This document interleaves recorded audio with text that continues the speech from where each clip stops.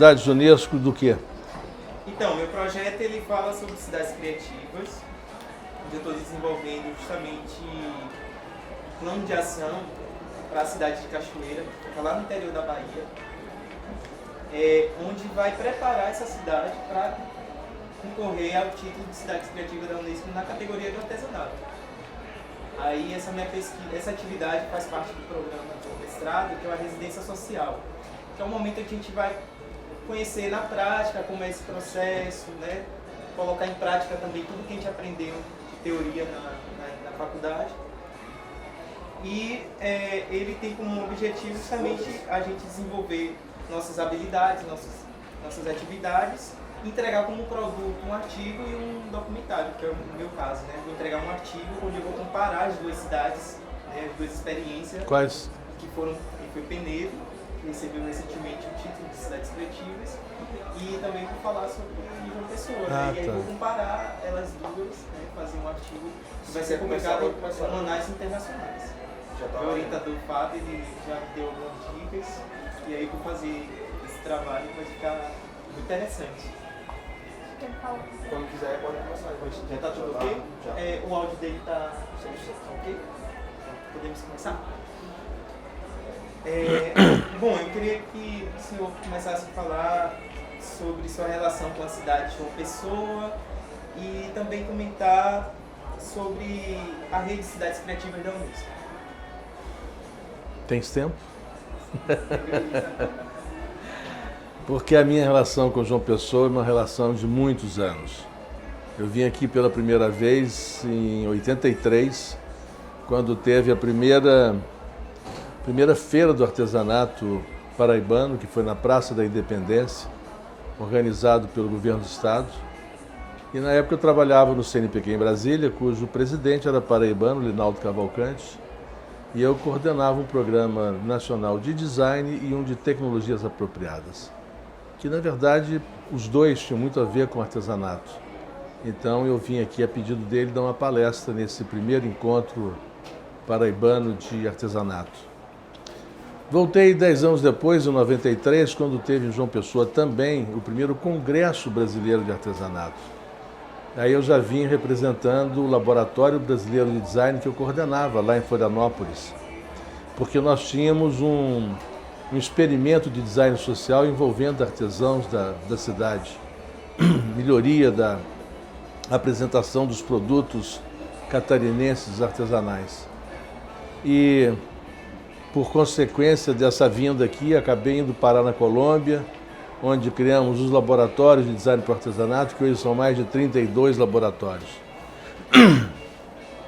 E essas minhas duas primeiras vindas a João Pessoa acabaram se transformando em muitas outras, que eu vim, ora convidado pela Marielza para dar uma palestra, ora convidado para participar de algum evento, até que em 2017, a Regina Morim do Sebrae me convidou para dar uma palestra sobre economia criativa. E nessa palestra eu falei da Rede Mundial de Cidades Criativas da Unesco, na qual eu me considero uma espécie de embaixador sem pasta. É uma auto-obrigação que eu me instituí de tentar colocar o maior número possível de cidades latino-americanas nessa rede. E por conta dessa palestra, a prefeitura me convidou então para montar o projeto de João Pessoa para concorrer ao título de Cidade Criativa da Unesco no artesanato. Então assim começou meu vínculo com a cidade. Quando o projeto foi aprovado, o prefeito me chamou então para ajudar a implementar as propostas que tinham sido pactuadas com a Unesco. E nessa história eu estou aqui há 6 anos, já dando por encerrada a minha participação na cidade. Você me perguntou também sobre João Pessoa aí. Sim, então quais foram os principais assim, atributos, singularidades que tornaram João Pessoa ser uma cidade criativa? Não, tornaram não, que justificam a entrada de João Pessoa a título de cidade criativa do artesanato. E é a primeira e única, então, do Brasil, né? Quando A pessoa pode responder olhando para ele mesmo. Quando nós começamos o trabalho, a gente tinha várias possibilidades. Podia ser uma cidade criativa na música, tinha um festival internacional de música clássica todo ano, tem 3 orquestras, tem uma série de bandas, de produções independentes, podia ser na música, podia ser também, de repente, na gastronomia, tem uma gastronomia interessante, embora não tão expressiva assim, mas nós optamos pelo artesanato até por ser, digamos, das 7 áreas da economia criativa, aquela que mais necessita do apoio do poder público. Então, conquistar esse título seria uma forma de comprometer o poder público de modo mais intenso com o artesanato. Foi mais uma estratégia de mão dupla. De um lado, convencer a Unesco de que João Pessoa não é só um polo de produção, mas também é a porta de escoamento da produção artesanal do Estado. Então, ela se vale por isso. Aqui no salão você não tem só o artesanato de João Pessoa, você tem do artesanato da Paraíba inteira. Então, uma das justificativas era essa, né? E a outra estratégica era convencer o poder público de investir mais nessa área, se comprometendo a ter um laboratório de design para artesanato, uma central de comercialização, uma fábrica social, equipamentos que ainda estão em processo de implantação. Então, como foi que se deu esse processo de candidatura? Acho que o senhor já citou, né? Pois é, foi feito um contrato comigo pelo Sebrae, o Sebrae me contratou, e eu vim para cá e durante algumas semanas eu fui visitando todas as instituições da área cultural, né? E também aquelas mais ligadas ao artesanato. Visitei as unidades de produção todas e fui levantando esse capital, né? Que poderia ser o diferencial de João Pessoa. Mas é importante explicar que mais do que os atributos que a cidade tem, é o que ela pretende fazer se ela ganhar o título é que conta. O dossiê ele é dividido em 2 partes. Uma parte você conta os 4 anos que antecederam aquela candidatura, o que foi feito na área da cultura, na área da economia criativa. E a segunda parte é o que você pretende fazer, quais são os projetos que você pretende propor que justifiquem esse título. Eu acho que aí é que a coisa acontece.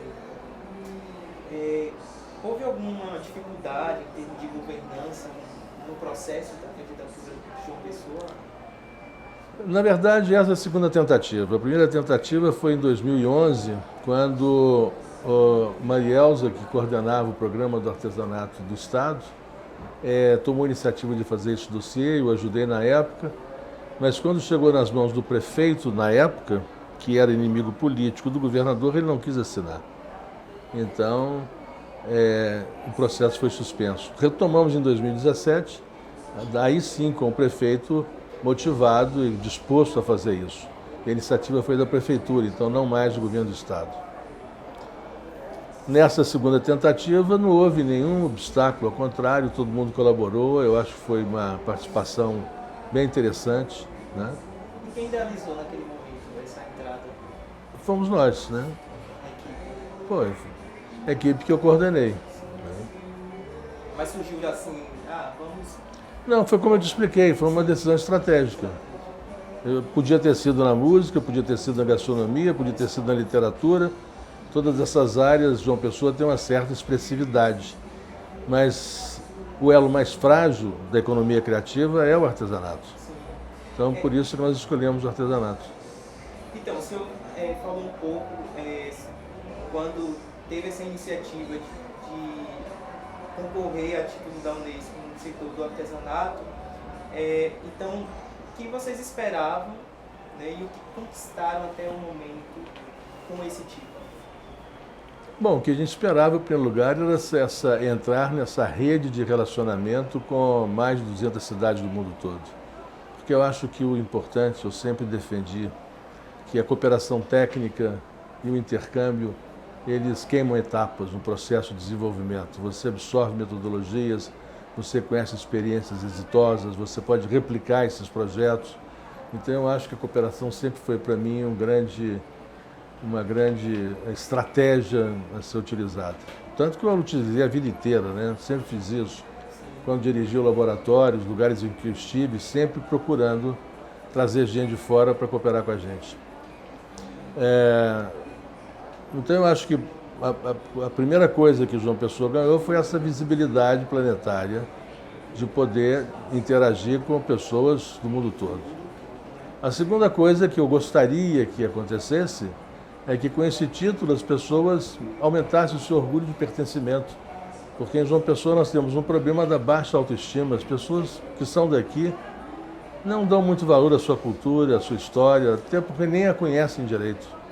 A maioria das pessoas que moram em João Pessoa talvez nem daqui tenham nascido. O que a gente espera mais ainda, a gente espera que essa proposta não seja uma política de governo, mas seja uma política pública, né? Que terminando os 4 novos anos que nós temos pela frente, que isso continue sendo renovado por um conjunto de atividades que o poder público vai desenvolver com a sociedade civil, com a academia, com a iniciativa privada, dando continuidade a esse programa, que não seja só uma ação de um governo.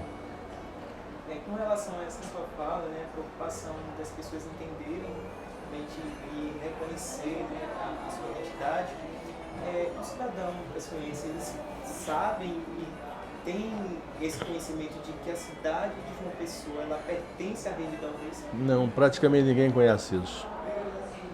Primeiro porque não houve uma divulgação massiva. Segundo porque os órgãos públicos que poderiam se beneficiar dessa chancela estão mais preocupados em vender o seu logotipo, a sua marca, do que associá-la à marca da Unesco, por incrível que pareça, que agrega muito mais valor. Mas esse protagonismo gráfico institucional é uma coisa que é meio doentia, sabia? As pessoas têm que deixar isso de lado e começar a divulgar os méritos da cidade, não as iniciativas dessa ou daquela instituição. E, na sua opinião, qual a importância dessa identidade urbana e social para o desenvolvimento e a sustentabilidade de uma cidade criativa? Eu acho que a identidade cultural, o orgulho de pertencimento, é a mola propulsora de qualquer processo criativo. Só quando a pessoa tem uma autoestima elevada, que gosta do que faz, gosta do lugar que vive, bebe dessa fonte cultural, é que ela é capaz de produzir algo realmente de valor. Então eu acho que é fundamental isso, essa busca não dessa busca da identidade, mas revelar essa identidade e torná-la ainda cada vez mais explícita e mais aceita por todo mundo, né? Que é uma identidade difusa por enquanto, não é uma identidade consolidada, como é a pernambucana, a cearense, a baiana, sabe? A cultura material desses estados é muito mais forte. Então, para finalizarmos a nossa entrevista, eu queria que, de modo geral, como o senhor avalia sua atuação enquanto representante dessa instituição e até mesmo como cidadão, no processo de planejamento de ações que visem o desenvolvimento de uma cidade com base na chancela de Cidade Criativa do Artesanato? Essa frase é complicada, hein? Repete ela que a bicha é comprida, então, viu? De modo geral, como o senhor avalia, né, o senhor que participou de todo o processo desde o início, né, da iniciativa de tornar a cidade de João Pessoa a rede de cidades criativas da Unesco. Então, como representante dessa organização e também como cidadão, como o senhor avalia a sua atuação no processo de desenvolvimento, né, e planejamento de ações que visam o desenvolvimento da cidade no setor do artesanato e arte popular? Bom, você está fazendo uma pergunta individual como integrante da prefeitura e também como cidadão. Eu acho que a minha participação tem sido muito proativa sempre, né? Propositiva. Acho que essa é a minha função, trazer as ideias, trazer as propostas e tentar fazer com que elas germinem, né? Que elas cresçam. Eu acho que a minha função sempre é essa, né? De propor as coisas, uma função muito mais propositiva. É a função da consultoria essa, né? Então, aqui eu sou muito mais um consultor do que um servidor, né? Você poderia também fazer um breve comentário sobre essa nossa conversa e ficar livre também para falar sobre outras notas? Não, eu acho, em primeiro lugar, importantíssimo que exista uma preocupação acadêmica com o tema da economia criativa, com o tema das cidades criativas, e eu acho que isso deve ser estimulado. Pouca gente tem escrito sobre isso. A literatura sobre economia criativa ainda é incipiente no Brasil. Sobre cidades criativas, então, nem se fala. Se vier 10 títulos é muito. Então é importantíssimo que as pessoas escrevam sobre isso. Sobretudo, comparem as ações. Em algum momento no seu trabalho, se você puder inserir uma ferramenta que nós desenvolvemos, eu acho super interessante, que é um sistema de avaliação do grau de maturidade das cidades criativas. Isso a gente tem usado, inclusive, na construção dos novos dossiês. Ele está disponível? Tá, sim, eu posso te mandar. A gente usou isso aqui, divulgamos isso no E-Criativo em março do ano passado e podemos disponibilizar sim. Acho importante divulgar isso. Porque o ideal seria que todas as cidades utilizassem essa ferramenta para saber em que grau que elas estão. Sim, isso facilitaria muito, né? Exatamente. Para você, inclusive. Quero agradecer mais uma vez, né, pela sua participação. Muito obrigado. Valeu. Quando tiver pronto, me manda. Com certeza. Esse material vai estar para a UFBA disponível para todo mundo, então vai ser um material que vai ficar bem interessante. Beleza. Acredito que vai gerar novos frutos, né, novas pesquisas. Então, eu quero assim agradecer espero. muito, assim, de coração. Muito obrigado.